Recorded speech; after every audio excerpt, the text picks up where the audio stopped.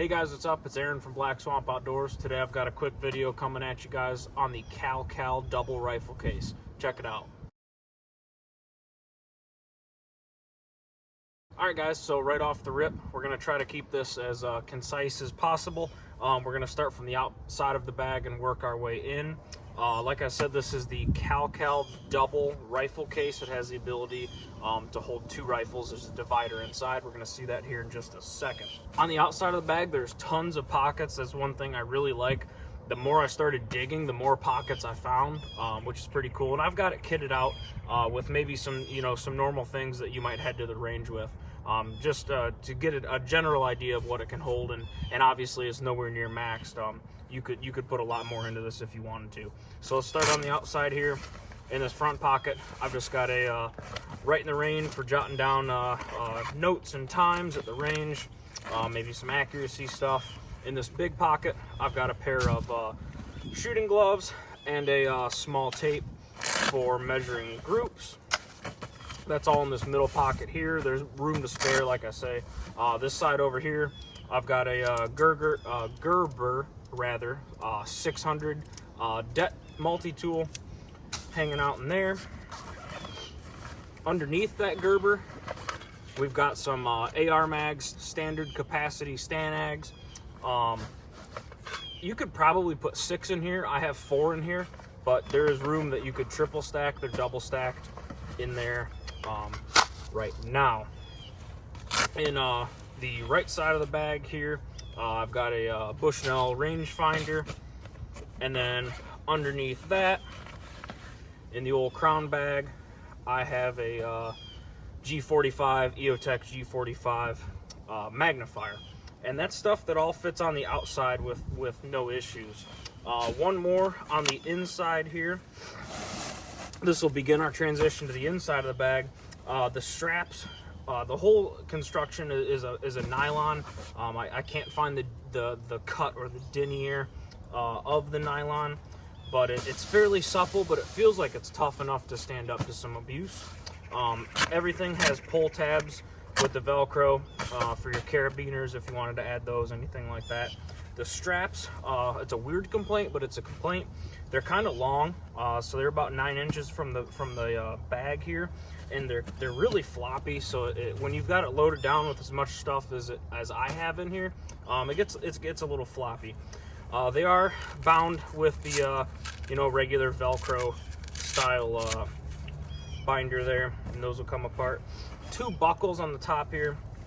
One thing I can't stand on anything, whether it's rucksacks, plate carriers, chest rigs, bags, duffels, whatever, is straps. Excess tag hanging out all over the place. It just drives me insane. Excuse this wind out here. We're getting absolutely obliterated by wind here in the Black Swamp. So it is what it is. But yeah, so tag ends. I can't stand tag ends, so I just threw some E-tape on those, some electrical tape on them, guys. Keep things a little tidied up. There's 2 black buckles right here. One thing I can say, the buckles are very easy to depress. They are a little bit lightly sprung, in my opinion. I don't know how they will stand up to the test of time or any sort of impact on those buckles with any sort of real load-bearing capability. They're not essential for the bag to operate, but it does tidy it up, so I definitely wouldn't want to break those guys if I could help it. So that is slightly concerning there. You can see they're a little malleable here, but overall I think they're going to be okay. On the inside, this whole front zips out. I've got my T-Rex Arms sidecar chilling right there, and then I have a Glock 19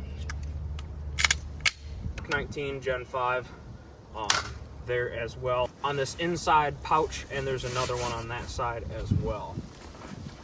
So let's dig into the inside of the bag. All right, so we went through a little bit what the outside of the bag could cover here. So let's go ahead and open up the main compartment here. Two zippers here. They are lockable. There's a little intersecting lock hole there if you wanted to put a small padlock or a cable lock on those. Open her all the way up and it will fold out. So first we're going to be greeted. We've got here a Ruger Ranch in 300 Blackout. This is a Gen 2. So I tried to grab some things to put in this case that were going to be a little awkward, a little bulky, a little chunky, you know, some odd shaped things, but also typical things that we shoot and use now. So we've got the Ruger Ranch Gen 2 here with a Magpul MOE bipod on it, sling, and a 10 round Lancer installed there. As you can see, the sling bag has these little Velcro keepers, and they're all movable on this little Molly looking grid system here. And if you had extra room, I'm sure you could put some pouches in here if that's something you were looking for. I definitely, if this was a dedicated range bag for me, I would definitely look at adding a boo-boo kit or a first aid kit, IFAK of some sort on that outside in those pouches, because you have so much real estate. That'd be a really good use for those outside pouches. So we'll get this guy out of the way. He fits really nice in here. This is a 16-inch barrel on this with a little bit longer stock. You can kind of get a profile of how much room you have here. Believe it or not, my DMR build does just barely fit in here without a suppressor on, obviously. 18-inch barrel DMR build does just barely fit in here. You got to take the mag out to make it kind of serve the angle of the dangle to get it in here just right. But we'll set him off to the side, and we'll flip it over to the other side of the divider. Here we've got a URGI 14.5 with a silencer Co 36M in the K configuration on an ASR mount with an external flash hider. So that kind of gives you an idea of your overall space that you've got in here. You know, you've got a couple inches to work with on both sides that you could fill this in as well. Again, same kind of movable grid Velcro system here on this side, and I just moved them to where I saw, you know, where I saw fit, where I could get a good purchase on the rifle, and try to keep it from slopping around too much in the bag while being carried. One thing I really did like is I hate rifle bags that I have to take the mag, standard capacity AR Stanag mags. I hate when you have a rifle case you have to take a mag out of the gun. For some reason it just drives me nuts. So yeah, you can keep the mag in the gun while you're doing this. That's super cool. So yeah, it's not a you know, it's no Mark 18 by any stretch of the imagination, but it's a full size, it's a fighting rifle. But again, really like with the mag and a suppressor attached that you've got plenty of room in here to put this guy inside. So throwing stuff in is just as easy as it was taking it out. Strap everybody down, flip our divider back. We'll go ahead and throw this guy back on this side. These Velcro loops are actually pretty long, so I can go right over the comb, the cheek riser on the comb here, the stock on that Ruger, and you know, we've got no issues. One thing I will tell you, if you want to leave a mag in an AR platform rifle, this is a EXPS 3-0 EOTech. If you were running anything like a Unity riser or anything along those lines, if this was at all higher, the zipper wouldn't function, or the zipper would scratch the shit out of the top of your EOTech. If that bothers you, it's just one thing to consider. That would be remedied, obviously, by taking the mag out and centering up the rifle. But just one thing that I happened to notice. All right, so we'll close this guy up.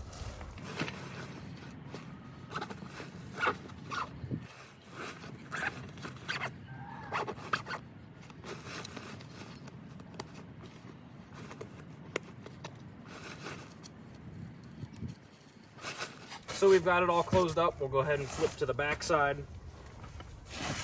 And something really cool back here, we have some stowable shoulder straps.